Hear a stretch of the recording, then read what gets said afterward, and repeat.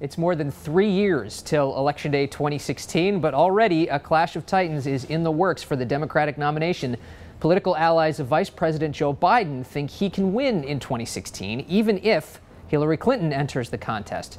And they are seeding the waters for a potential Biden candidacy. Colleen McCain Nelson joins us from Washington. Colleen, good morning. Good morning. Okay, so what steps are they taking, Biden's allies, to set up a candidacy?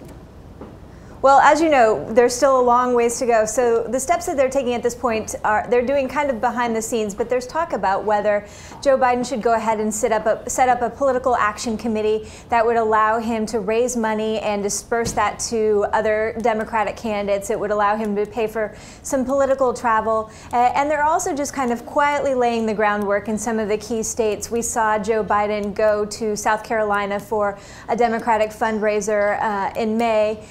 Next month, he's going to go to Iowa for Tom Harkin's steak fry. This week, he's going to raise money for the governor of New Hampshire. Conveniently, these all just happen to be the states that hold the first nominating contest. Okay, Colleen, is this all just completely quixotic in a way? I mean, polls show that Hillary Clinton is up pretty significantly. I mean, what do those polls show? Absolutely. The polls show a huge lead for Hillary Clinton at this point. I think among some pundits, the conventional wisdom has already become that if Hillary Clinton runs, the field would just clear, that no Democrat would dare challenge her. But Biden backers are quick to point out that in the years leading up to 2008, Hillary Clinton's campaign looked like a juggernaut. A lot of people believe that Hillary Clinton was unbeatable heading into 2008, and a lot can happen in 3 years. And so they're laying the groundwork so that they're ready, so that they can make a decision when the right time comes. Now, usually a sitting VP is almost a shoo-in for a nomination if he wants it, correct? Absolutely. History shows that a vice president usually just kind of glides into the nomination. You have to look back all the way to 1952. Harry Truman's vice president, Alben Barkley, not a household name, was the last vice president who didn't get his party's nomination.